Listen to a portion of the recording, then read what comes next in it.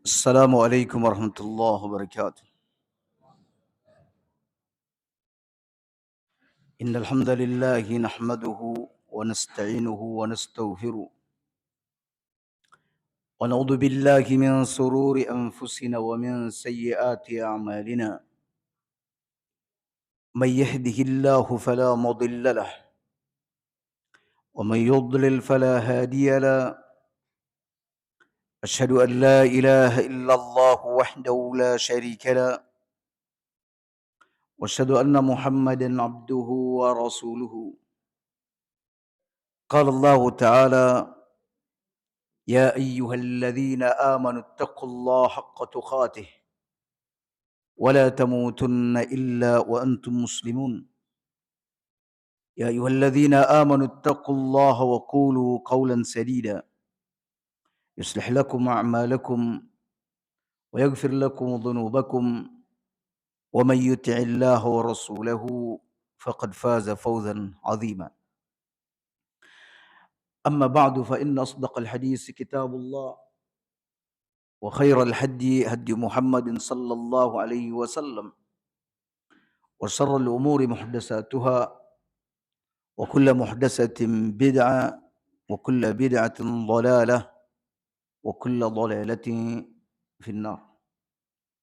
الحمد لله على نعمته تتم الصالحات والحمد لله على كل حال. Kaum muslimin, hari ini adalah hari Arafah dan akan kita jelaskan tentang bagaimana hari ini disebut sebagai hari Arafah. Dan tentu di dalamnya ada beberapa hukum. Dan setelah hari Arafah disebut dengan hari Nahar atau disebut dengan hari Idul Adha. Dan juga di hari tersebut ada hukum, ada beberapa hukum-hukum yang terkait dengannya. Kaum muslimin, sejatinya kita membahas atau mengkaji kitab Fadailul Quran yang ditulis oleh Ibnu Katsir. Namun karena kita sekarang berada di hari yang utama dan butuhnya kita mengetahui beberapa persoalan-persoalan terkait dengannya, maka kita undur kajian Fadailul Quran. Insyaallah kita bahas setelah Id nanti. Dan pagi ini kita bahas beberapa persoalan-persoalan terkait dengan masalah Arafah dan Idul Adha. Baik, kaum muslimin, tentang persoalan manakah yang lebih utama 10 awal Zulhijjah dibanding 10 terakhir Ramadan. Kaum muslimin, ada perbedaan di antara ulama tentang persoalan ini dan pembahasan tentangnya juga lumayan panjang. Namun kesimpulannya dari apa yang mereka bahas adalah sebagai berikut, dan ini yang rajih, bahwa seutama-utama hari untuk di siangnya, seutama-utama hari untuk siangnya, maka yang utama adalah 10 hari di awal bulan Zulhijjah. Ya, 10 hari awal Zulhijjah. Adapun seutama-utama hari untuk di malamnya, yaitu 10 terakhir bulan Ramadan, yang di dalamnya ada malam Lailatul Qadar. Yani 10 terakhir di bulan Ramadan. Kemudian kaum muslimin, seutama-utama hari dalam setahun, seutama-utama hari dalam setahun adalah hari Nahar, yaitu Idul Adha. Sebagaimana disebutkan dalam hadis bahwa seutama-utama, sebaik-baik hari adalah hari Nahar. Karena hari Nahar ini adalah puncak dari 10 terakhir awal Zulhijjah. Dan sebagaimana antum ketahui, Dalam hadis disebutkan innamal a'malu bil khawatim. Sesungguhnya amal-amal itu tergantung dengan bagian akhirnya. Dan di bagian akhir ini ada ibadah yang besar yang disebut dengan ibadah kurban. Kemudian seutama-utama hari dalam sepekan yaitu hari Jumat. Seutama-utama hari dalam sepekan yaitu hari Jumat. Dan seutama-utama waktu petang, yakni jika hitungannya adalah setelah duhur, ya waktu setelah duhur yang disebut dengan waktu petang, maka hari itu adalah disebut dengan hari Arafah. Ketika orang berkumpul di padang Arafah.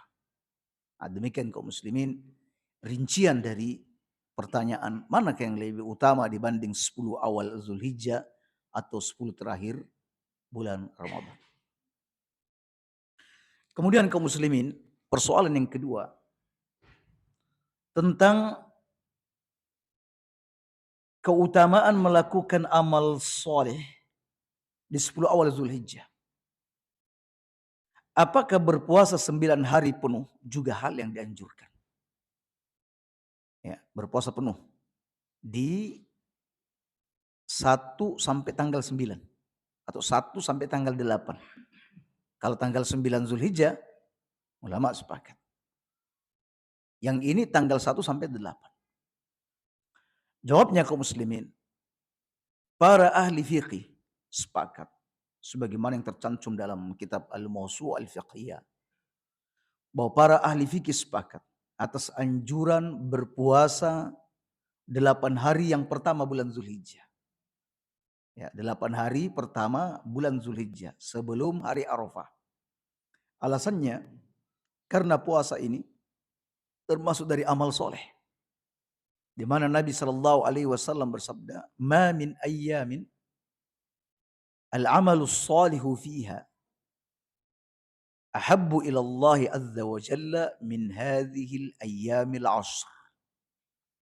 Tidak ada hari di mana amal soleh dilakukan di dalamnya. Tidak ada hari-hari di mana amal soleh dilakukan di dalamnya lebih disukai dan lebih dicintai oleh Allah dibandingkan 10 awal Dzulhijjah. Para sahabat bertanya, ya Rasulullah, walal jihadu fi sabilillah. Sekalipun itu jihad fi sabilillah, tidak bisa mengimbanginya. Kata Nabi, walal jihadu fi sabilillah. Meskipun jihad, gak bisa mengimbangi beramal di 10 awal Zulhijjah. Jadi sedekah yang dilakukan di 10 awal Zulhijjah, ya, salat yang dilakukan di awal 10 Zulhijjah, termasuk puasa yang dilakukan di awal Zulhijjah, itu tidak terkalahkan dengan amalan-amalan yang lain. Ya. Illa kecuali rajulun kharaja bimalihi wa nafsi, kecuali seseorang keluar dengan hartanya, dengan jiwanya, falam yarji' min dzalika bi syai'. Tidak ada satupun yang kembali setelah itu. Alias sudah wafat di medan perang sebagai syahid dan hartanya juga sudah habis di sana. Itu yang bisa mengimbangi amalan di 10 awal Dzulhijjah. Nah, kaum muslimin, kita ini sekarang berada di penghujung, bagian-bagian akhir dari 10 awal Dzulhijjah. Ya, kalau sekarang 9 Dzulhijjah, berarti besok 10 Dzulhijjah. 10 itu sudah terakhir. Dan bagi antum misalnya yang bisa memaksimalkan di 10 terakhir ini dengan ibadah besar, semisal berkorban, sebagai bentuk bersyukur atas nikmat Allah Subhanahu wa taala yang Allah berikan kepada kita, maka lakukan. Ya, lakukan. Jangan sampai harta-harta itu tersimpan di rumah-rumah kita. Ya, sementara ada sesuatu yang bisa kita lakukan dengan harta tersebut. Kaum muslimin, apalah dari harta kita itu melainkan apa yang kita makan dan apa yang kita sedekahkan. Sebagaimana sabda Nabi SAW kepada Qais. Dia berkata, ya Qais, bagaimana engkau memperlakukan hartamu? Lalu Qais mengatakan begini dan begitu. Kata Nabi, Qais, ketahuilah, mana yang lebih engkau cintai, hartamu sendiri atau harta ahli warismu? Kata Qais, ya Rasulullah, tentu saya lebih mencintai harta saya sendiri dibanding harta ahli waris saya. Kata Nabi SAW, ya Qais, Sesungguhnya hartamu itu adalah apa yang engkau makan dan dia akan pergi, yakni dia akan menjadi kotoran, dan apa yang engkau sedekahkan dan engkau akan mendapatkannya nanti. Adapun selebihnya itu adalah harta ahli warismu. Yakni apa yang kita sedekahkan, apa yang kita kurbankan di jalan Allah, maka itu akan menjadi milik kita. Itu akan kita dapati kelak pada hari kiamat nanti. Baik kaum muslimin. Jadi ulama sepakat bahwa puasa di hari-hari awal, yaitu 1 sampai tanggal 8, itu hal yang dianjurkan. Karena merupakan amal soleh. Hanya saja kaum muslimin, ulama berbeda pendapat tentang apakah Nabi Sallallahu Alaihi Wasallam itu berpuasa penuh dari tanggal 1 sampai tanggal 9 di awal Zulhijjah atau tidak. Ulama berselisih dalam hal tersebut. Sebagian ulama mengatakan bahwa Nabi Shallallahu Alaihi Wasallam berpuasa penuh dari tanggal 1 sampai tanggal 9 Zulhijjah berdasarkan keterangan dari Hunaidah bin Khalid, di mana ia menceritakan dari ibunya, ya, atau dari istrinya, dari salah seorang istri Nabi Shallallahu Alaihi Wasallam, menceritakan dari salah seorang istri Nabi Shallallahu Alaihi Wasallam, di mana Nabi Shallallahu Alaihi Wasallam, kata istri Nabi ini, karena Rasulullah yasumu tis'a Dzulhijjah. Nabi biasa berpuasa 9 Zulhijjah. Berpuasa di 9 Zulhijjah. Yakni 9 hari di bulan Zulhijjah. Itu biasa dilakukan oleh Nabi. Berpuasa 9 hari di awal Zulhijjah. Wa yauma Asyura. Begitu juga hari Asyura. Wa thalathata ayyamin min kulli syahr. Dan 3 hari dalam sebulan. 3 hari dalam sebulan. Ini sebagaimana dikatakan oleh Hunaidah. Sementara Aisyah radhiyallahu anha berkata, anna Nabiy sallallahu alaihi wasallam lam yasumul asr. Lam yasumul asr. Bahwa Nabi itu tidak pernah berpuasa di 10 awal Zulhijjah. Riwayat Muslim. Berarti ini ada 2 keterangan yang berbeda. Satu keterangan mengatakan bahwa Nabi rutin melakukan puasa 10 awal Zulhijjah. Sementara keterangan dari Aisyah mengatakan Nabi tidak pernah melakukan hal tersebut. Dan sebagaimana yang antum ketahui, bahwa Nabi memiliki 9 istri. Ya, Nabi memiliki 9 istri. Dan setiap istri mendapatkan giliran satu hari. Dan tentulah kaum muslimin, jika memang Nabi berpuasa penuh di 10 awal, yakni 9 awal Zulhijjah, pastilah ada hari itu yang diketahui oleh Aisyah radhiyallahu anha. Apalagi Aisyah radhiyallahu anha ini mendapat 2 jatah. Ya, dari 9 hari ini Aisyah mendapat 2 jatah. Ya, karena Saudah bintu Zam'ah telah menghibahkan harinya kepada Aisyah radhiyallahu anha. Jadi ketika Aisyah mengatakan belas enggak pernah, sama sekali tidak pernah berpuasa di 10 awal Zulhijjah. Ini keterangan ini bisa dipegang karena Aisyah radhiyallahu anha mendapat 2 jatah hari dari 9 hari yang ada. Nah, baik. Oleh karena itu, ulama berbeda pendapat bagaimana mendudukkan hadis ini. Ya, yang pertama mengatakan tidak perlu didudukkan karena hadis Hunaidah hadisnya lemah yang diriwayatkan oleh Abu Dawud karena ada ittirab, ada keguncangan di dalamnya. Ya, sementara hadis Aisyah riwayat Muslim adalah sahih. Berarti yang sahih dengan dhaif sudah tidak perlu dipertentangkan lagi. Ada yang mengatakan bahwa hadis ini tidak bermasalah. Hadis ini adalah sahih, perlu didudukkan. Nah, demikian. Tetapi ala kulli hal kaum muslimin, meskipun hadis ini atau taruhlah memang Nabi tidak pernah berpuasa, tidak berarti bahwa berpuasa pada hari-hari tersebut tidak disyariatkan. Nabi SAW bersabda bahwa sebaik-baik puasa adalah puasa Daud. Namun Nabi SAW tidak pernah diketahui bahwa beliau pernah melakukan puasa Daud. Demikian tentang persoalan berpuasa di 10 awal Zulhijjah. Kemudian persoalan yang ketiga, apakah puasa Arafah berkaitan dengan peristiwa wukuf di Arafah atau tidak ada kaitannya dengan peristiwa wukuf di Arafah? Ini pertanyaan yang sering datang di setiap tahunnya apabila terjadi perbedaan 1 Zulhijjah antara di negeri kita dengan di Mekah. Dan tentu jawaban para ustadz dan jawaban orang-orang yang berfatwa berbeda-beda antara satu dengan yang lain. Dan mungkin juga apa yang kami sebutkan ini berbeda dengan sebagian antum yang memahami tidak seperti itu. Baik kaum muslimin. Jawab bahwa berpuasa pada hari Arafah disepakati oleh ulama.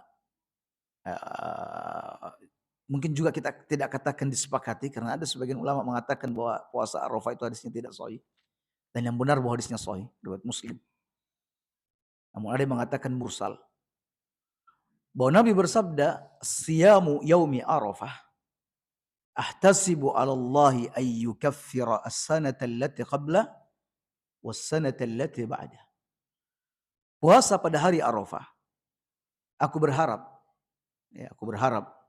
bahwa itu dapat menghapuskan dosa setahun yang sebelumnya dan setahun setelahnya. Hadis ini riwayat Muslim. Dan yang benar hadis ini adalah sahih. Nah pertanyaannya kaum muslimin, pertanyaan yang mendasar. Puasa Arafah ini apakah terkait dengan peristiwa wukuf di Arafah? Jawab. Bahwa pendapat yang rajih, puasa Arafah kaitannya dengan zaman. Kaitannya dengan zaman, itu kaitannya dengan waktu. Yaitu tanggal 9 Zulhijjah. Bukan atau tidak terkait dengan makan. Tidak terkait dengan tempat. Yaitu di saat orang-orang tengah berkumpul di padang Arafah. Apa alasannya? Ada 3 atau 4 alasan yang mendasari hal tersebut. Alasan yang pertama, tidak ada satu dalil pun yang sahih yang secara tegas mengatakan bahwa puasa Arafah itu berkaitan dengan peristiwa wukuf. Tidak ada satu hadis pun yang sahih yang tegas mengatakan bahwa puasa Arafah berkaitan dengan peristiwa wukuf di Arafah. Tidak ada. Semisal ungkapan apabila orang-orang telah wukuf di Arafah maka berpuasalah kalian wahai orang-orang yang tidak berhaji. Misalnya, apabila orang sedang wukuf di Arafah, maka berpuasalah kalian yang tidak berhaji. Misalnya, enggak ada ungkapan seperti itu. Seandainya ada ungkapan seperti itu, selesai sudah urusannya. Tidak perlu ada perbedaan pendapat. Tetapi sekali lagi tidak ada hadis yang menyebutkan tentang itu. Yang ada hanyalah puasa hari Arafah. Hari Arafah bisa berkaitan tentang waktu, bisa juga berkaitan dengan tempat. Nah, berarti ada ihtimal, ada kemungkinan. Kemudian kaum muslimin. Yang kedua, alasan yang kedua. Amalan-amalan dalam Islam, ya termasuk puasa, itu dibangun atas dasar yang meyakinkan. Bukan dengan hal-hal yang samar atau hal-hal yang meragukan. Oleh itulah Nabi SAW melarang berpuasa di hari yang meragukan. Bahkan dianggap bermaksiat kepada Abul Qasim yaitu Muhammad SAW. Begitu juga Nabi SAW melarang berpuasa sehari atau 2 hari sebelum masuk Ramadan. Dalam rangka kehati-hatian. Ya, sebagian orang berpuasa sehari atau 2 hari ya supaya hati-hati. Ya. Maka Nabi SAW melarang tersebut. Nabi melarang mendahului puasa sehari atau 2 hari sebelum masuk Ramadan. Dalam rangka kehati-hatian tidak boleh. Ya. Dan Nabi SAW bersabda, sumu li ru'yatihi. Berpuasa karena melihat hilal. Wala tasumu, dan jangan kalian berpuasa hatta tarawul hilal. Hingga kalian melihat hilal. Artinya kaum muslimin, ibadah itu dibangun atas dasar hal yang meyakinkan. Jika samar, tidak boleh berpuasa besoknya. Karena itu disebut dengan hari apa? Hari yang meragukan, tidak boleh. Nah, baik kaum muslimin. Menghubungkan peristiwa wukuf di Arafah dengan puasa Arafah adalah salah satu contoh membangun hukum di atas hal yang samar. Ini adalah contoh yang membangun hukum di atas hal yang samar. Tidak meyakinkan. Mengingat untuk mendapatkan informasi tentang kapan terjadinya peristiwa wukuf di Arafah. Bagi negeri-negeri yang jauh dari Makkah, semisal Syam, Mesir, Andalusia, yaitu Spanyol, Indonesia, Malaysia, dan lain sebagainya. Pada masa terdahulu, sebelum adanya teknologi komunikasi seperti yang kita rasakan saat ini, adalah hal yang sulit mereka dapatkan, bahkan bisa dikatakan adalah hal yang mustahil. Itu pasti kaum muslimin, untuk mendapatkan informasi untuk negeri-negeri yang jauh dari Mekah, yang sebulan, 2 bulan perjalanan, untuk mendapatkan informasi kapan mereka wukuf, adalah hal yang mustahil mereka dapatkan di masa itu. Sebelum ada komunikasi yang kita rasakan seperti ini. Ya. Berarti kaum muslimin, jika memang kaitannya dengan peristiwa wukuf, mereka hanya memperkira-kirakan, ini peristiwa wukuf apa enggak ya? Lagi wukuf apa enggak ya? Berarti ini membangun hukum di atas ketidakpastian. Nah, sementara agama ini harus dibangun atas dasar kepastian. Ya, jadi khilafnya ini kaum muslimin, khilafnya ini adalah belakang-belakangan seperti ini. Adapun 100 tahun atau sebelum abad ke-20, ya tentu kaum muslimin tidak ada pembincangan seperti ini. Karena orang-orang tentu beramal, berpegang dengan hilal 1 Zulhijjah mereka masing-masing. Kalau sudah dapat 1 Zulhijjahnya, berarti otomatis 9 Zulhijjahnya juga sudah dapat. Begitu juga 10 Zulhijjahnya. Kemudian yang ketiga kaum muslimin. Bukti lain bahwa puasa Arafah berkaitan dengan waktu atau zaman, bukan tempat, adalah sebanyak apapun orang yang berkumpul di padang Arafah di luar tanggal 9 Zulhijjah, ya, sebanyak-banyaknya orang kumpul di Arafah, ya, di luar bulan 9 Zulhijjah, di luar Zulhijjah, maka tidak ada syariat berpuasa Arafah. Walaupun mereka ngumpul semua di sana. Ya, tidak ada puasa Arafah. Dan sebaliknya, jika masuk tanggal 9 Zulhijjah dan tidak ada seorang pun berkumpul di Arafah untuk wukuf, mungkin terjadi bencana, peperangan, atau mungkin ada pembegalan, atau ada penyakit yang mewabah, maka hal itu tidak menghapus atau meniadakan puasa Arafah. Ya, jadi ada orang berkumpul di sana di luar waktu, tidak disebut puasa Arafah. Ya, tidak ada orang berkumpul di Arafah karena satu sebab. Namun sudah masuk 9 Zulhijjah, maka puasa Arafah tetap disyariatkan walaupun tidak ada wukuf di Arafah. Kemudian yang keempat, puasa Arafah kaum muslimin erat dengan hari setelahnya. Puasa Arafah itu amat erat dengan hari setelahnya. Itu disebut dengan hari nahar. Ya. Hari Idul Adha. Sedang untuk Idul Adha Nabi SAW bersabda, as-sawmu yawma tasumun. Hari berpuasa itu adalah di mana orang ramai berpuasa. Yakni berpuasalah bersama jamaah kaum muslimin. Bersama mayoritas kaum muslimin yang ada di negeri. Wal fitru yauma tuftirun. Dan hari berlebaran itu adalah di mana orang-orang ramai berlebaran. Yang berlebaranlah bersama orang-orang ramai berlebaran atau mayoritasnya. Dan wal adha yauma tudahun. Dan adha itu adalah hari di mana orang-orang ramai kaum muslimin beridul adha. Alias jangan mayoritas di negeri itu tidak ada yang beridul adha, lalu ada sekelompok orang yang beridul adha pada waktu itu. Terus apa makna id? Ya, id itu artinya orang berkumpul bersama, merayakan suatu acara. Itu yang disebut dengan id. Nah, kaum muslimin tidak ada yang disebut dengan ini hari nahar, sebelumnya kosong, baru sebelumnya Arafah. Kalau tanggal 8 itu disebut dengan tarwiyah. Kalau tanggal 9 disebut dengan Arafah. 10 disebut dengan hari Nahar. Nah, jadi Arafah berarti besok adalah hari Nahar. Hari Idul Adha. Dan Nabi SAW bersabda demikian. Idul Adha kalian adalah beridul adha bersama orang-orang ramai. Yakni mayoritas kaum muslimin yang ada di tempat tersebut. Baik kaum muslimin. Sekarang kita pindah pada puasa tarwiyah. Puasa tarwiyah.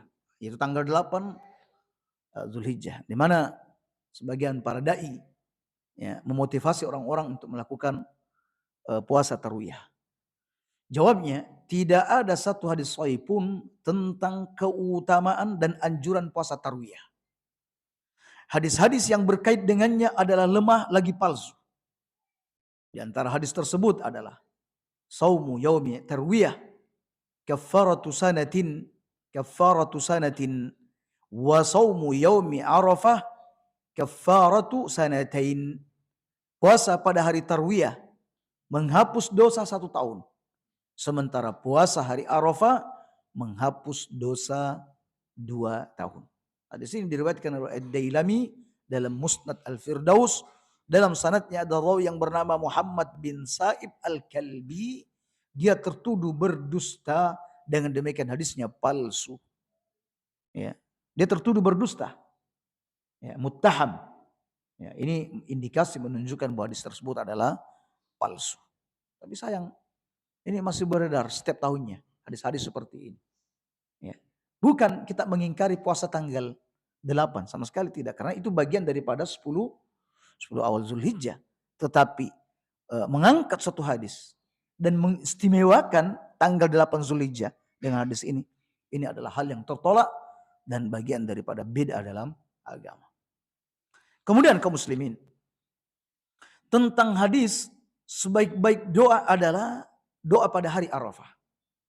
Sebaik-baik doa adalah doa pada hari Arafah. Disebutkan dalam hadis yang diriwayatkan oleh Imam Malik. Afdalud du'a'u yaumi Arafah.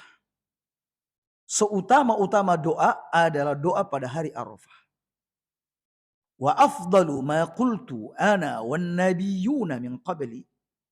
Dan seutama-utama apa yang aku ucapkan, ya, dan yang diucapkan oleh para nabi sebelumku adalah ucapan la ilaha illallah wahdahu la syarikalah. Hadis ini diriwayatkan oleh Imam Malik. Ya, secara mursal, disepakati atas kemursalannya. Sebagaimana dikatakan oleh Ibnu Abdul Bar, pensarah kitab Muwatta Imam Malik. Mursal, dan hadis mursal ini sudah pasti hadis lemah. Karena diriwayatkan oleh seorang tabi'in langsung ke Nabi. Tidak menggunakan perantara sahabat. Hadisnya mursal. Kemudian ada juga riwayat dari Tirmidzi. Dari Amr bin Shu'aib, dari ayahnya, dari kakeknya. Di mana Nabi bersabda, khairud du'a. Sebaik-baik doa adalah du'a'u yaumi Arafah. Adalah doa pada hari Arafah. Ini redaksinya berbeda dengan Imam Malik. Kalau Imam Malik afdal, kalau ini khair. Sebaik-baik doa. Hadis ini dilemahkan oleh Imam Tirmidzi. Ya, yang meriwayatkannya sendiri melemahkannya dan mengatakan ini hadis gharib.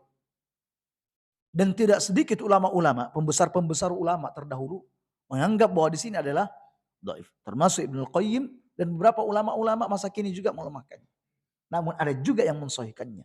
Tetapi ke derajat lemah itu adalah lebih kuat. Sekalipun kita katakan bahwa doa ini juga adalah amalan soleh. Kita tidak memungkiri itu. Ya. Tidak memungkiri bahwa berdoa adalah amalan soleh. Dan melakukan amal soleh di 10 awal Zulhijjah adalah kebaikan. Dan Nabi SAW bersabda, ad-doa huwal ibadah. Doa itu adalah ibadah. Baik kaum muslimin. Kemudian hadis terkait dengan bulu-bulu kurban. Bulu-bulu kurban. Disebutkan dalam riwayat, para sahabat bertanya, ya Rasulullah, ma hadhil adahi? Ada apa dengan hewan-hewan kurban ini? Faqala Nabi sallallahu alaihi wasallam sunnatu abikum Ibrahim. Kurban ini adalah sunnah abi kalian, ayah kalian Ibrahim. Qalu fama lana fiha ya Rasulullah. Kalau begitu ya Rasulullah, kebaikan atau pahala apa yang kami dapatkan dari kurban-kurban itu? Kata Nabi sallallahu alaihi wasallam, bi kulli sya'aratin hasanatun. Setiap sehelai bulu dari hewan tersebut satu kebaikan. Ya berarti kalau di badan, di tubuh hewan kurban itu ada jutaan bulu, berarti ada jutaan pahala yang disediakan untuk pengorban. Tetapi hadis ini tidaklah sahih. Hadis ini adalah maudhu, palsu. Tidak sahih. Kemudian hadis berikutnya. Man ba'a jilda udhiyati fala udhiyatalah. Barang siapa yang menjual kulit kurbannya, maka tidak ada kurban untuknya, alias tidak sah kurbannya. Barang siapa yang menjual kulit kurban. Kaum muslimin, hadis ini yang benar adalah dhaif. Sebab perawi yang ada di dalamnya yaitu Abdullah bin Ayyash, dhaifun jiddan, dia adalah lemah sekali. Dia berkesendirian dalam meriwayatkan dari Al-A'raj dari Abu Hurairah. Yang benar ini adalah perkataan Ka'ab bin Akhbar. Kemudian kaum muslimin tentang persoalan takbir di hari Arafah. Takbir pada hari Arafah. Ya seperti hari-hari yang akan kita jalani, yang kita jalani saat ini. Ketahuilah kaum muslimin, tidak ada satu hadis sahih pun yang dapat dijadikan sandaran untuk persoalan tentang masalah takbir. Ya. Takbir pada hari Idul Adha di setiap selesai sholat lima waktu berturut-turut sampai tanggal 13 Zulhijjah. Namun kaum muslimin, ini diamalkan oleh para sahabat. Jadi kalau kita mau merujuk hadis tidak ketemu. Ya. Tetapi ini diamalkan oleh para sahabat. Bahkan Imam Ahmad rahimahullah ta'ala mengklaim ini sebagai ijma'. Mengklaim sebagai ijma'nya para sahabat. Dan ini adalah hujjah. Jadi kalau sahabat berijma' adalah hujjah. Bahwa mereka para sahabat bertakbir semenjak usai sholat subuh pada hari Arafah hingga hari terakhir ayyamut tasyrik. Ya. Baik. Jadi istilahnya kalau mau diamalkan, semestinya tadi habis sholat subuh kita bertakbir.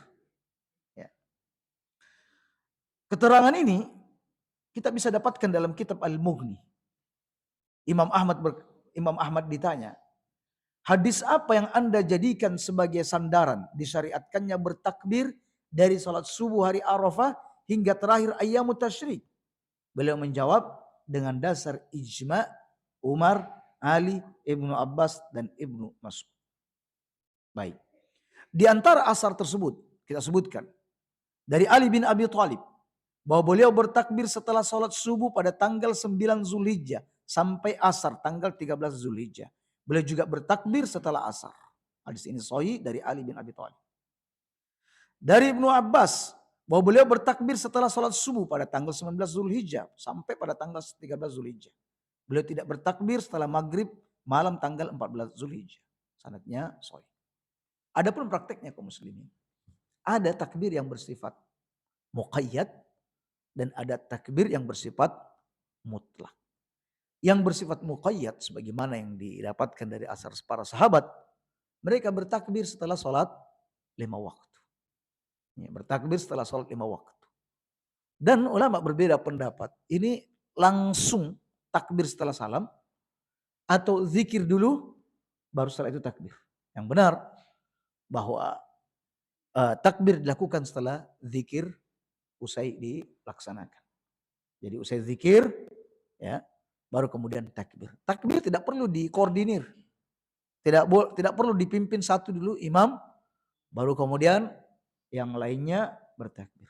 Selesai makmum bertakbir, imam bertakbir, Selesai imam, makmum bertakbir. Tidak perlu kaum muslimin. Ya, bahkan ini adalah amalan bid'ah. Tidak ada contoh dari Nabi Shallallahu Alaihi Wasallam. Jadi cukup siapa yang sudah selesai berzikir, mulailah untuk mengangkat suara dengan bertakbir tanpa harus menunggu komando imam. Ya, jadi selesai, Allahu Akbar, Allahu Akbar, Allahu Akbar. La ilaha illallah, Allahu Akbar. Dan itu terus berlangsung sampai tanggal 13 Zulhijjah. Adapun takbir mutlak, maka dilakukan setelah selesai sholat kapan saja. Anda sedang berada di pasar sambil takbiran, Anda berada di tempat pekerjaan sambil takbiran, Anda di sawah juga takbiran. Ini tidak terikat dengan waktu dan tempat. Kapan saja kita bisa bertakbir. Nah, demikian kaum muslimin, beberapa persoalan terkait dengan hari yang sedang kita jalani dan yang akan kita jalani. Tentu masih banyak persoalan yang belum diangkat. Nah, termasuk kaum muslimin bahwa berkorban itu, ya, ulama berbeda pendapat tentang orang yang meninggal dunia dikorbankan. Ya, dan pendapat yang unggul bahwa tidak ada satupun hadis yang memberikan keterangan bahwa orang mati itu dikorbankan secara terpisah. Yang ada bahwa orang mati, orang yang sudah wafat itu dikorbankan mengikuti orang yang hidup. Jadi ketika dia hendak berkorban, dia berkata, mengiklankan, ya Allah, ini dariku dan keluargaku yang sudah wafat ataupun yang masih hidup. Bismillahirrahmanirrahim. Kalau itu diperbolehkan. Tapi kalau untuk orang yang sudah meninggal, dikorbankan secara kesendirian, maka tidak ada hadis yang mendukung perbuatan tersebut. Kemudian termasuk kaum muslimin membagi-bagikan hewan kurban. Ya, membagi hewan kurban menjadi 3. Sepertiga dimakan, sepertiga disedekahkan, sepertiga untuk fakir miskin. Maka pembagian seperti ini tidak didukung dengan sunnah. Yang ada adalah sabda Nabi, kulu waddahiru watasaddaqu. Makan, simpan dan bersedekahlah. Berapapun yang kita simpan, berapapun yang kita makan, walaupun melebihi sepertiga, asalkan ada yang kita peruntukkan, ada yang kita bagikan untuk orang fakir miskin, maka sudah tercapailah maksud dari hadis tersebut. Nah, demikian kaum muslimin. Adapun mengharuskan harus sepertiga, maka tidak ada dalil yang mengatakan demikian. Dan kaum muslimin, jika antum termasuk orang yang berkurban pada hari ini, esok, maka jika antum sanggup, maka sembelilah kurban antum sendiri. Kalau antum sanggup, punya kemampuan untuk menyembelih. Dan jangan lupa, hendaklah ketika Anda keluar meninggalkan rumah Anda, menuju ke tanah lapang, Anda tidak perlu makan. Sebaiknya tidak makan. Hingga Anda memakan daging sembelihan Anda. Hingga Anda memakan kurban, daging kurban Anda. Sebagaimana Nabi SAW, beliau setelah Idul Adha, beliau tidak makan ketika menuju ke tanah lapang, tidak makan, dan makannya ketika makan daging kurbannya beliau. Ya, adapun antum-antum yang tidak berkorban, ya makanlah setelah ketika mau menuju ke tanah lapang. Ya. Adapun untuk Idul Fitri, memang semuanya dianjurkan untuk makan. Idul Adha tidak dianjurkan makan bagi orang yang hendak berkorban. Demikian. Tentu masih ada pertanyaan-pertanyaan terkait dengan itu, maka kami persilakan untuk bertanya. Nah, ya. Terkait dengan diniatkan kepada berkorban, diniatkan kepada yang sudah meninggal. Ya. Kalau kita menyembelih kambing, maka bisa itu, apa artinya? Kalau kita bersekutu tentang sapi, ya, apakah juga yang menyembelih itu juga minta daftar untuk yang meninggal?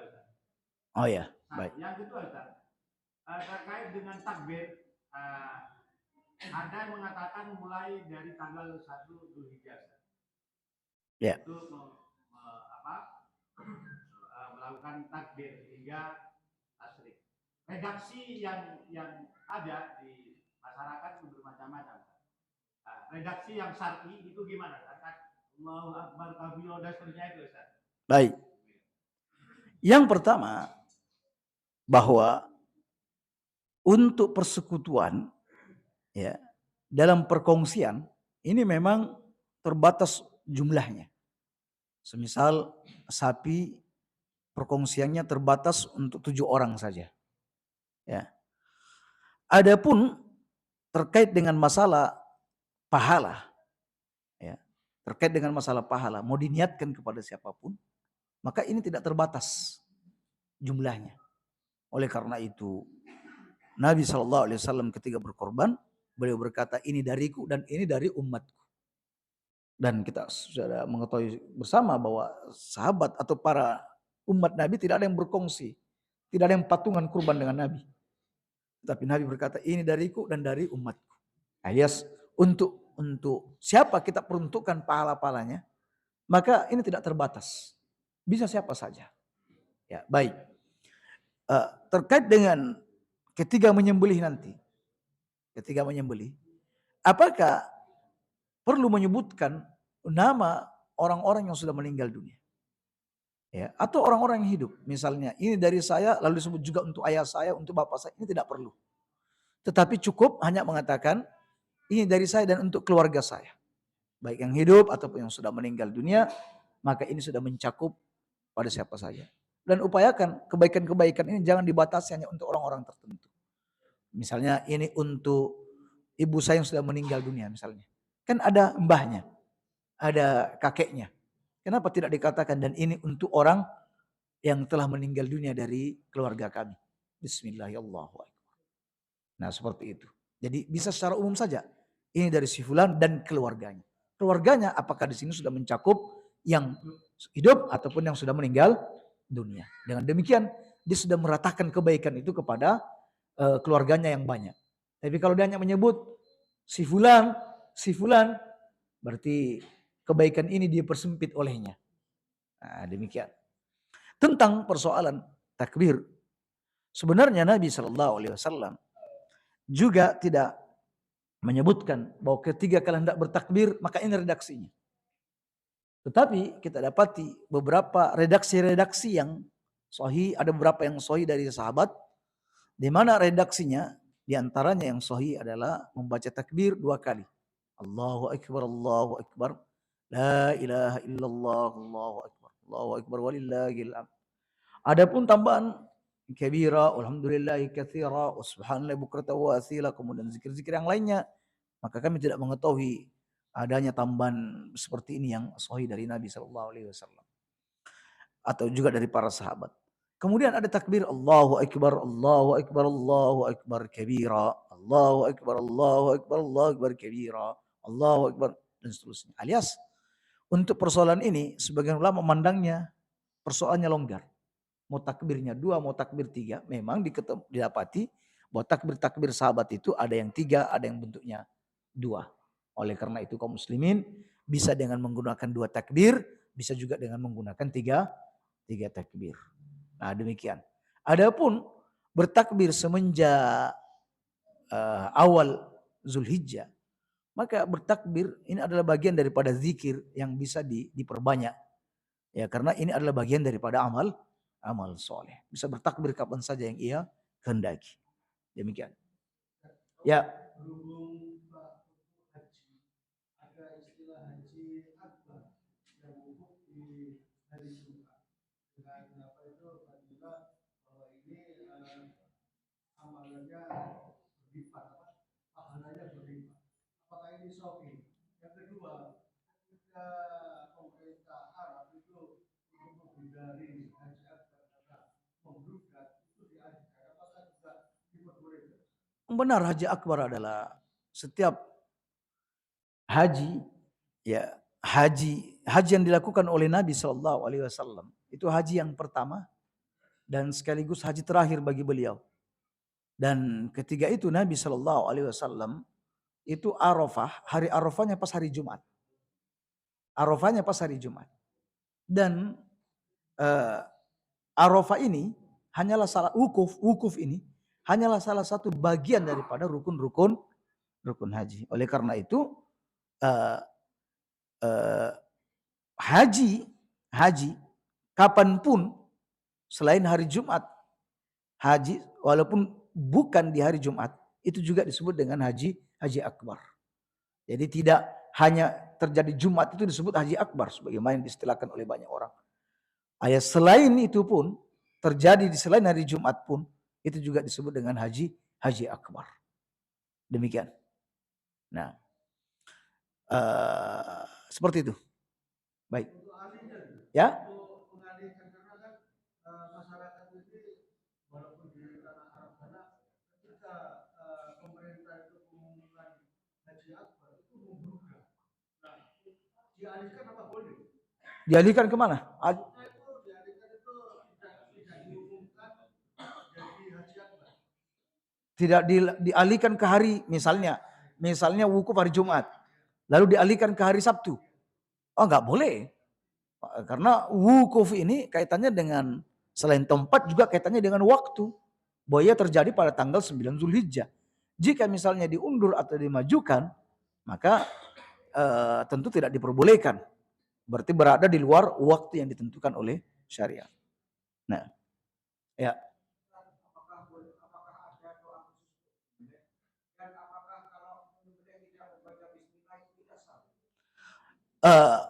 Untuk zikir yang wajib adalah membaca bismillah. Untuk sunnahnya adalah menambahkan dengan kalimat Allahu Akbar. Jika kalimat Allahu Akbar tidak ada dan bismillahnya ada, selesai sudah. Walaupun dia tidak membaca doa apapun. Walaupun dia tidak berkata Allahumma hadza anni, ya Allah ini korban dariku. Walaupun dia tidak mengucapkan seperti itu sudah sah.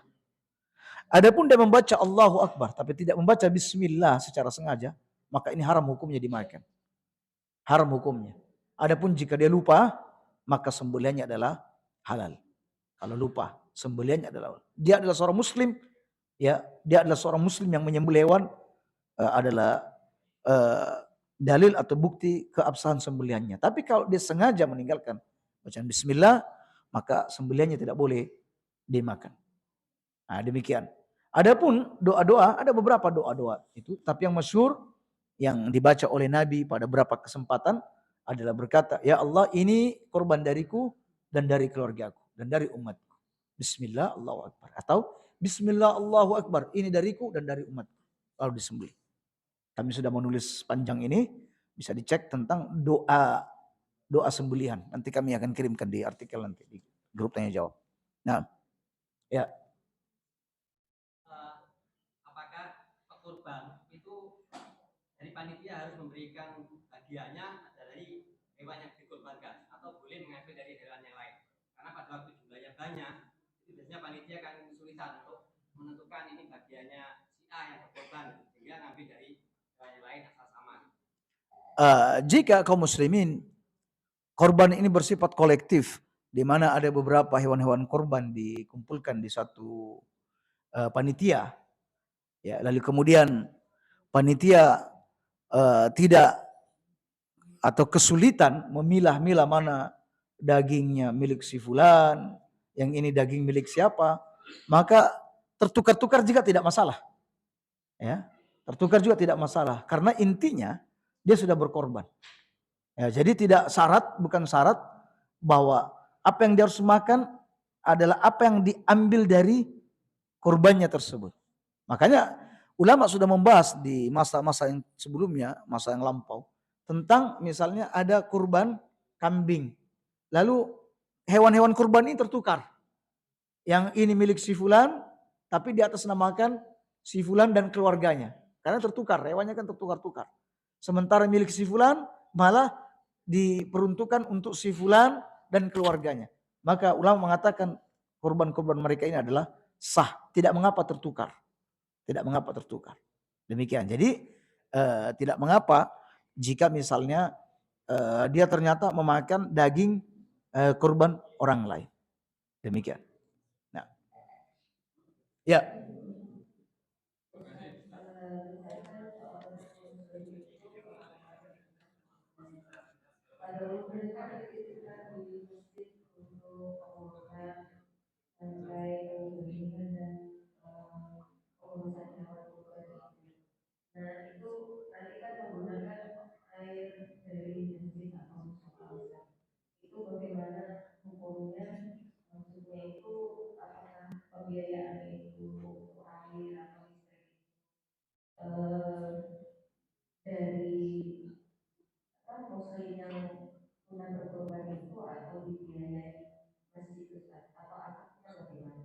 Ya, baik. Jika kaum muslimin ternyata pihak pengorban itu memang murni semata-mata hanya menyerahkan kambing dan tidak ada biaya tambahan setelah itu, di mana yang bertanggung jawab ya yang diwakilkan itu siap menerima semua konsekuensinya, apakah pisau dari si penyembeli, kemudian tali yang digunakan untuk menggantung juga dari yang diwakilkan, maka hal itu tidak menjadi soal. Ya, tidak menjadi soal. Alias tidak mengurangi nilai dari korban si pengorban tersebut. Ya. Apalagi misalnya jika memang masjid memiliki kas, ya memiliki kas dan menyiapkan untuk hal-hal seperti itu, maka tidak menjadi soal. Ya, tidak menjadi soal. Namun boleh juga panitia memajukan syarat, menetapkan syarat bahwa orang yang berkorban di tempat ini harus sudah menyiapkan ini dan itu. Ya, kalau di zaman dulu bahkan zaman sekarang ada tempat-tempat tertentu kalau berkorban sekaligus mengirimkan bumbunya. Ada sak bumbunya, ini bumbu gulainya, ini bumbu ininya. Ya nanti kalau disembelih ini bumbunya, biar gak repot lagi. Boleh-boleh saja. Jadi intinya, kalau memang panitia hendak menetapkan ketentuan atau syarat bahwa orang yang berkorban harus memberikan biaya lebih, maka hal itu diperbolehkan. Dan jika panitia tidak mensyaratkan hal tersebut, maka hendaklah orang yang diwakilkan tersebut tidak mengurangi nilai dari korban tadi. Misalnya dia menyerahkan 2.500.000. Lalu kemudian yang diwakilkan mengambil keputusan sendiri, mengambil 200 atau 300 ribu untuk operasionalnya. Sehingga kambing yang dibelanjakan senilai 2.200.000 atau 2.500.000 ini diambil. Ini tidak boleh. Kecuali ada persetujuan dari pihak yang mengorbankan. Nah demikian. Ya, jadi tidak mengapa mengambil biaya operasional dari masjid misalnya, jika memang itu direstui atau diizinkan oleh penanggung jawab. Assalamualaikum. Waalaikumsalam. Apa doa mustajab pada hari Arafah? Hanya khusus bagi mereka yang berhaji yang wukuf berada di padang Arafah, atau juga berlaku bagi yang tidak berhaji? Seperti yang kita katakan bahwa hadis terkait bahwa sebaik-baik doa adalah doa pada hari Arafah. Ini pendapat yang rajih, insyaallah hadisnya tidak sahih alias dhaif. Anggaplah hadis ini dhaif misalnya, hadis ini sahih misalnya, sebaik-baik doa adalah doa pada hari Arafah, maka ulama berbeda pendapat apakah yang dimaksud di sini adalah orang yang berdoa di Arafah tersebut, ya di saat mereka wukuf, ataukah ini juga berlaku untuk di luar sana yang tidak berhaji. Ya, sebagian mengatakan ini khusus untuk orang yang wukuf, dan sebagian ulama mengatakan enggak, ini terkait dengan siapapun, pokoknya hari Arafah. Ya, karena disebutkan afdalud du'a, ya seutama-utama doa atau khairud du'a adalah doa pada hari Arafah. Nah, hari ini kan terkait dengan masalah waktu. Ya, jadi berlaku kepada siapa saja. Demikian kata mayoritas atau mungkin sebagian di antara ulama. Nah, seperti itu kaum muslimin. Ya. Baik. Ya. Wa sallallahu alaihi.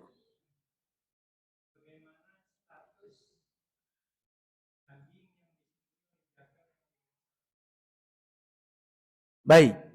Kalau daging tersebut bagian daripada akad, yakni bagian daripada upah, maka tidak diperbolehkan memberikan daging tersebut kepada tukang jagal. Kalau itu bagian daripada upah, semisal berapa biaya untuk penyembelihan kurban? Kemudian tukang jagal berkata, nanti kulit dan kepalanya untuk saya atau enggak? Untuk sampean, ya baik. Wes 100 saja. Artinya ketika Anda mengatakan bahwa kulit dan kepalanya tidak untuk Anda, berarti dia akan menaikkan harganya. Dengan demikian diskon itu didapatkan karena apa? karena adanya penyerahan kepala dan kulit. Berarti ini bagian daripada akad upah. Oleh karena itu tidak boleh. Tidak boleh memberikan daging. Tapi kalau tidak ada akad sebelumnya, nggak ada sangkut pautnya dengan itu, jadi dia menyembelih secara profesional, dibayar 200.000 atau 100.000, setelah itu pihak panitia memberikan daging bungkusan sebagaimana umumnya, ya, dia menyembelih atau tidak menyembelih, dia pasti dapat juga bagian, maka hal itu diperbolehkan. Ya, jadi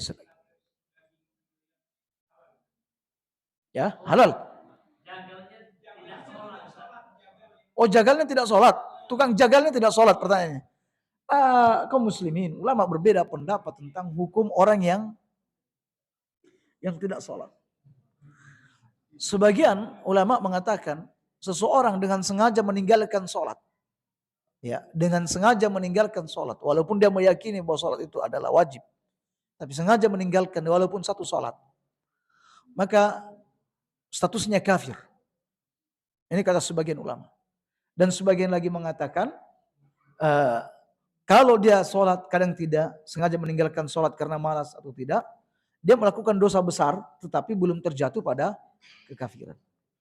Maka manapun pendapat dari dua ini, ya, kalau ada orang atau tukang jagal yang sudah diketahui tidak sholat, maka antum jangan menyerahkan sembelihan antum kepada tukang jagal ini.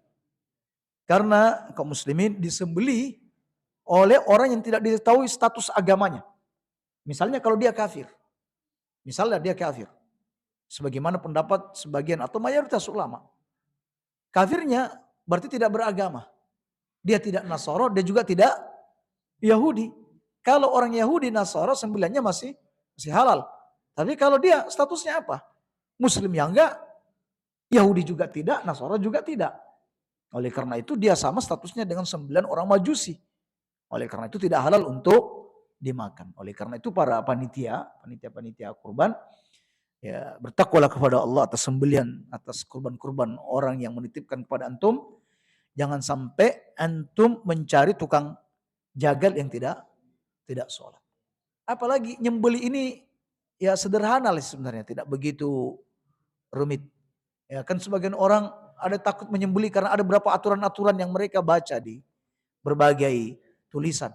Katanya kalau pisaunya terangkat satu kali, baru ditekan lagi, disembelih lagi, itu bisa menjadi bangkai. Ya. Dan seterusnya. Yang membuat kaum muslimin khawatir untuk menyembelih hewan-hewan mereka. Gara-gara berbagai aturan. Belum lagi ada urat ini, urat itu, urat ini, urat itu. Ya. Padahal di dalam hadis riwayat Bukhari, bahwa ada salah seorang sahabat yang menitipkan kambing-kambingnya kepada salah seorang budak wanita, ya, yang dititipkan untuk dijaga dan diternakkan. Suatu hari ada di antara gembalaan tersebut atau kambing tersebut yang sekarat karena suatu sebab.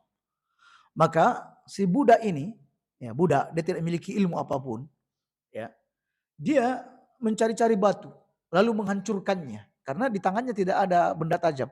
Dia mengambil batu lalu menghancurkannya. Lalu bagian daripada yang tajam dari batu tersebut digunakan untuk menyembelih kambing itu. Lalu sembelihan itu dibawakan kepada si pemilik kurban, pemilik kambing. Katanya, jangan kalian makan kurban ini, jangan makan kambing ini hingga aku menanyakan hal itu kepada Nabi SAW. Lalu ditanyakan pun kepada Nabi dan Nabi mengatakan makanlah. Ini halal bagi kalian. Lihat seorang perempuan, seorang budak wanita yang menyembelih dengan alat sederhana, bukan pisau, dengan batu. Ya, antum tahu batu kan, bukan hal yang mudah digunakan untuk menyembelih, apalagi yang namanya kambing. Ya, kalau ayam mungkin masih agak mudah, ini kambing. Ya. Nah, namun Nabi SAW mengatakan ini halal untuk kalian makan. Apalagi jika antum menggunakan pisau. Demikian. Jadi jangan serahkan sembelihan kita kepada orang yang tidak dikenal baik agamanya. Apalagi dia dikenal orang-orang yang tidak menjaga sholatnya. Demikian. Ya. Ya.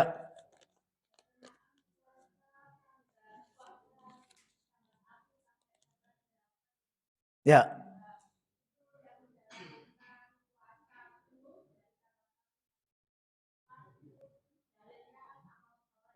Ya, betul.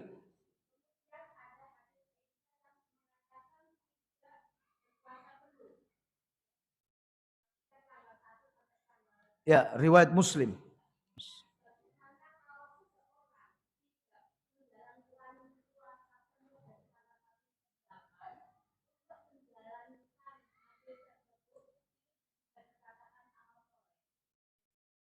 Baik. Nabi SAW kadang menganjurkan sesuatu dan kadang apa yang dianjurkan beliau tinggalkan. Semisal salat duha. Salat duha ini kaum muslimin dianjurkan setiap waktu dan setiap hari. Salat duha. Ya, berdasarkan banyak hadis.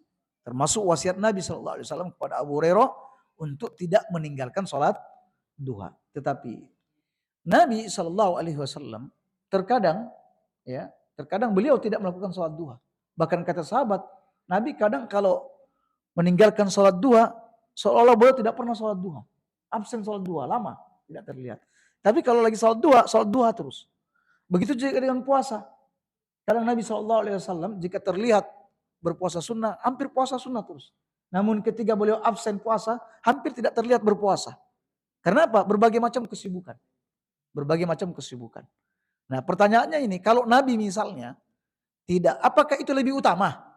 Sekali dua, enggak duha terus. Nanti sewaktu-waktu ada duhanya. Puasa sunnah, puasa pas nanti ada waktunya enggak puasa sama sekali. Nah, alias bahwa Nabi SAW kadang meninggalkan sesuatu karena ada uzur. Ya, kadang ada uzur karena kesibukan beliau berdakwah, karena kesibukan beliau dan lain sebagainya. Ada uzur. Tetapi bukan bermakna bahwa hal itu menghilangkan kesunahan sesuatu. Nah, seperti itu. Oleh karena itu ada kitab yang bagus yang ditulis oleh seorang alim tentang sunnah yang ditinggalkan oleh Nabi. Ini statusnya seperti apa? Ya. Jadi bukan berarti kesunahan yang semestinya sunnahnya dilakukan setiap saat karena Nabi meninggalkan berarti tidak menjadi sunnah. Sunnahnya untuk ditinggalkan. Misal kata Nabi, utama puasa adalah puasa Daud. Atau kata Nabi, orang yang berumroh di bulan Ramadan itu sama dengan berhaji bersamaku. Tetapi Nabi sendiri di 10 atau di bulan Ramadan, apalagi di 10 terakhir Ramadan itu tidak pernah berumroh. Karena beliau lebih sibuk iktikaf di 10 terakhir Ramadan. Nah demikian. Ya.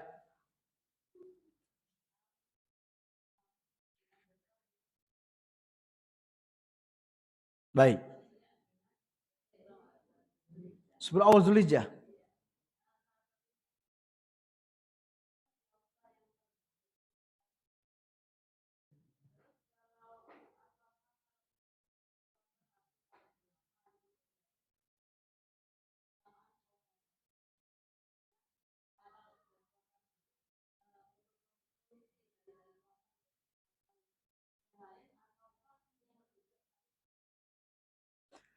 Baik kaum muslimin, seutama-utama puasa adalah puasa Daud.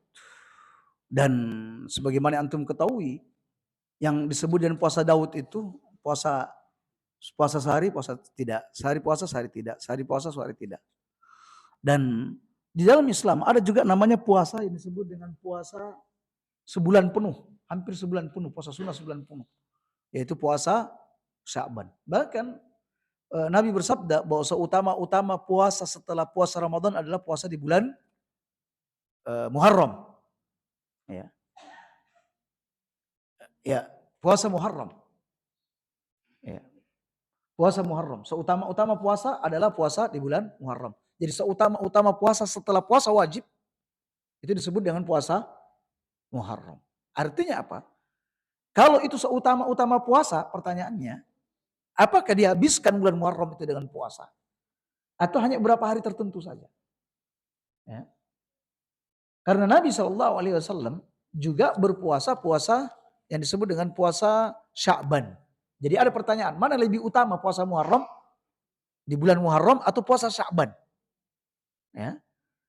Nabi untuk di bulan Sya'ban beliau tidak puasa model Daud.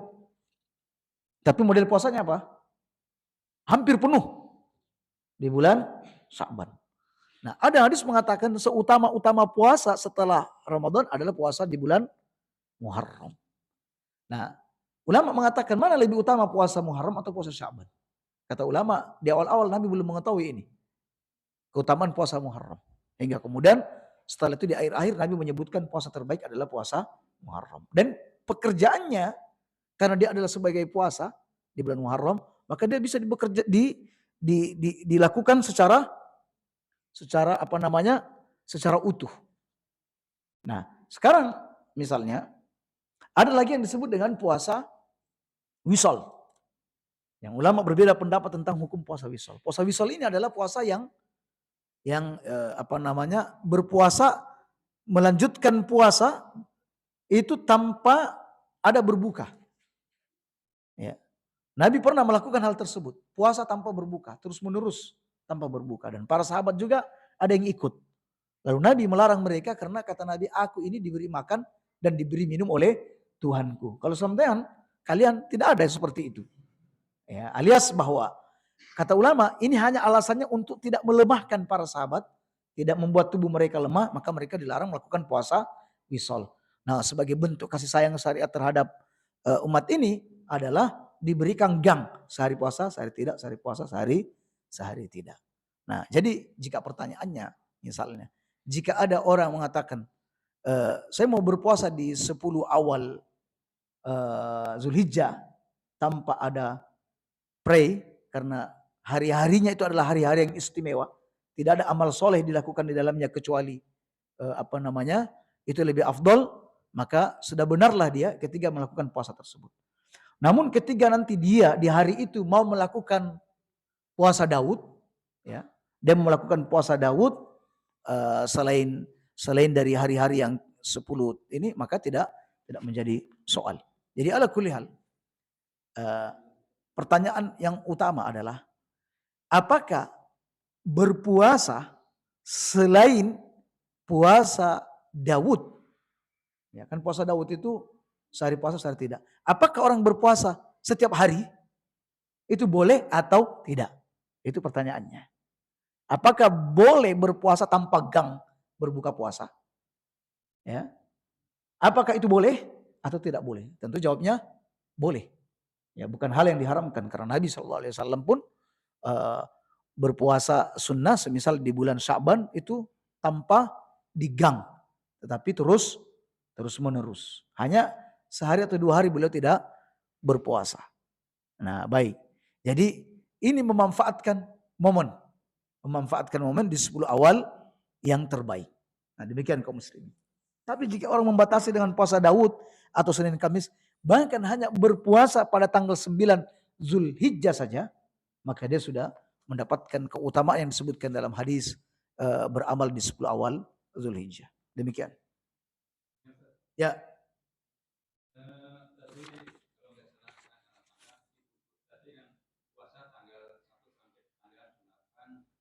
Baik. Berpuasa tanggal 9. Kalau tidak dibahas tanggal 9-nya, kalau untuk 9 tidak dibahas, karena ini sudah tidak perlu dibahas karena memang ada dalilnya. Ya, yang menjadi pembahasan ini satu tanggal 8 dimaksimalkan puasanya tanpa ada pray sedikit pun. Itu maksudnya. Nah. Ya.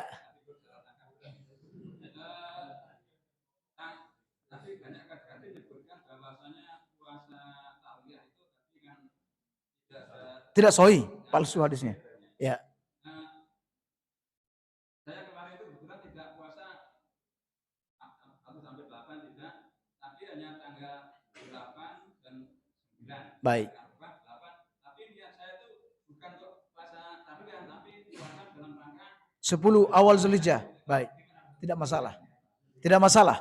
Yang kita persoalkan adalah sengaja melakukan tanggal 8 itu karena meyakini ada keutamaan khusus. Itu yang kita permasalahkan. Nah, ya. Saya masih agak bingung itu tentang potong kuku. Yang hadisnya itu kan nggak jelas, yang tidak dipotong itu kukunya, kan kukunya orang yang berkorban, kan nggak jelas. Ada yang menyebutkan itu kuku hewannya yang tidak boleh. Kita tetap boleh karena untuk kesehatan kan kita nggak boleh kukunya sampai panjang-panjang, mungkin kalau sampai 10 hari panjang. Iya.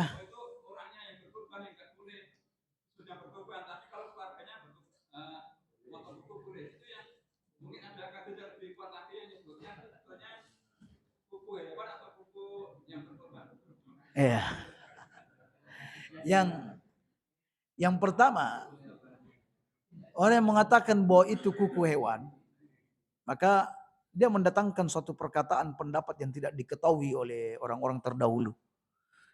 Jadi yang dimaksud dalam hadis, barang siapa yang ingin berkorban, ya, barang siapa yang ingin, ini berbicara tentang orang yang ingin berkorban dalam hadis itu, ya, dan dia sudah melihat awal Zulhijjah, maka jangan dia memotong kukunya.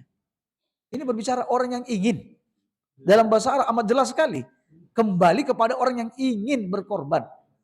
Ya. Jadi barang siapa di antara kalian yang melihat satu hilal Zulhijjah dan ingin mau berkorban, maka jangan potong kukunya. Yang kembali berarti kembali ke si orangnya. Siapa lagi? Ya, seperti itu. Kalau dia berbicara itu kembali kepada hewan korban, maka jangan dia memotong kuku korbannya. Mestinya begitu ini ya redaksinya. Dan lagi pula tidak pernah istilahnya ada orang yang orang berkorban unta, kambing, sapi itu dipotong kuku-kukunya, nggak pernah ada. Kecuali kalau kuda, biasanya kuda itu biasanya memang ada dipotong kukunya. Tapi kalau sapi, kambing adalah hal yang tidak pernah terpikirkan oleh orang-orang baik sebelum korban atau setelah korban memotong kuku itu tidak ada sejarahnya. Nah demikian.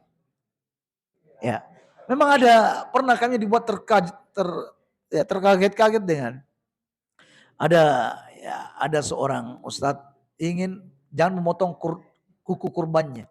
Ini hal yang aneh yang tidak dipahami oleh orang-orang terdahulu, bahkan kita pun tidak memahaminya. Kok bisa kulit kurbannya itu bagaimana? Tidak ada. Ya. Jadi misalnya unta misalnya. Unta itu yang biasa menjadi hewan kurban, sapi, jangan memotong bulu-bulunya. Orang nggak ada memotong bulu-bulu unta dan bulu-bulu sapi. Itu ada. Kalau domba ya mungkin. Ya.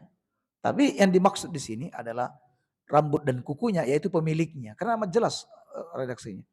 Man, barang siapa, idza ra'aitumul hilala, apabila kau melihat hilal Zulhijjah, wa arada ahadukum ayyudhiyya, lalu salah seorang di antara kalian mau berkorban, mau berkeinginan, ya, maka jangan potong kuku dan sebagainya.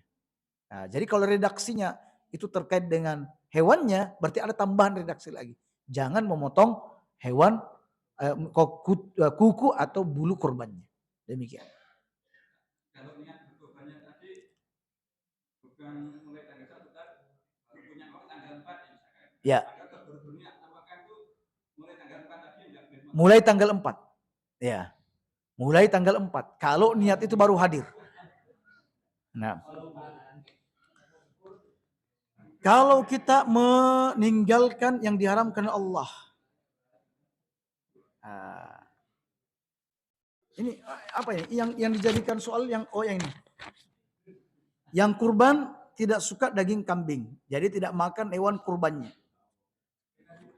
Ya kalau begitu kenapa yang tidak Anda sukai aja?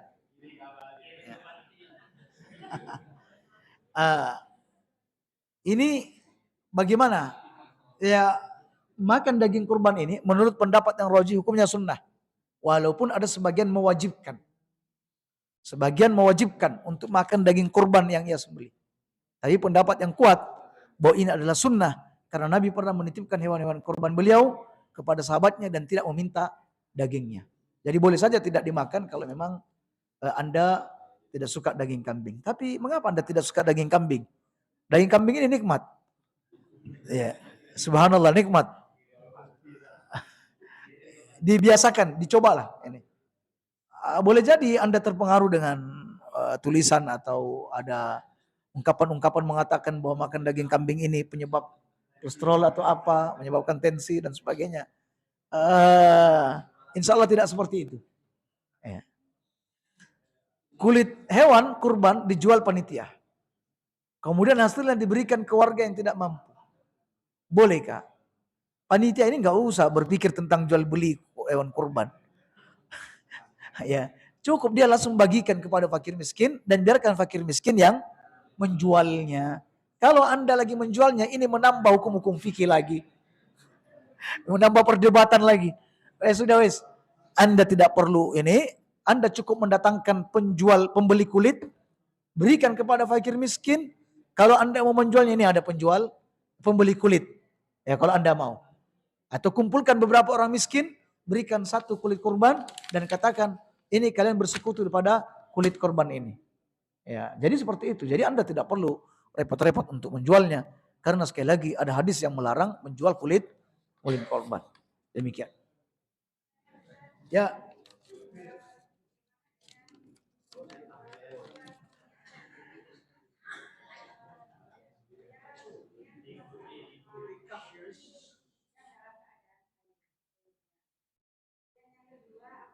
Apa bagaimana yang pertama?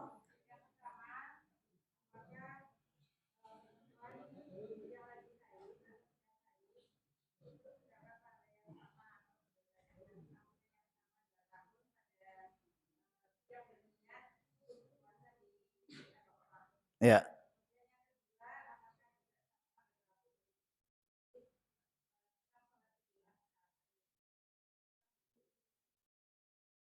Baik. Allah Subhanahu wa taala memberikan kehendak, memberikan keutamaan bagi siapa yang dikehendakinya dan tidak atau menahannya bagi siapa yang dikehendakinya. Makanya disebutkan dalam hadis bahwa wanita itu separuh akal dan separuh agama. Yang separuh agama adalah ketika mereka kena haid, maka mereka tidak sholat. Maka itu yang dimaksud dengan separuh agama. Nah, terkait dengan Arafah seperti ini, lalu wanita haid, apakah dia dihitung mendapatkan pahala puasa Arafah atau tidak mendapatkan? Sebagian ulama mengatakan bahwa diharapkan dia juga mendapatkan ketika niat itu ada. Ya, ada. Jadi niatnya ada tapi terhalang karena haid. Ya, terhalang karena haid. Sebagian lagi mengatakan bahwa haid ini adalah darah normal, dia bukan penyakit. Ya. Bukan penyakit. Oleh karena itu, jika dia betul haid, berarti dia tidak mendapatkan keutamaan puasa Arafah. Tetapi Allah Subhanahu wa taala mendatangkan atau memberikan pahala dari sisi yang lain. Semisal wanita sholat di rumah lebih utama daripada sholat berjamaah di masjid. Kalau disebut lebih utama berarti lebih utama jika dia sholat berjamaah di masjid. Pahalanya lebih besar dibanding dia sholat berjamaah di masjid. Kemudian wanita apabila sholat 5 waktu, berpuasa Ramadan, kemudian taat kepada suaminya, menjaga kemaluannya, maka akan dikatakan masuklah ke dalam surga melalui pintu mana saja yang kamu sukai. Yang ini tidak ada pada laki-laki.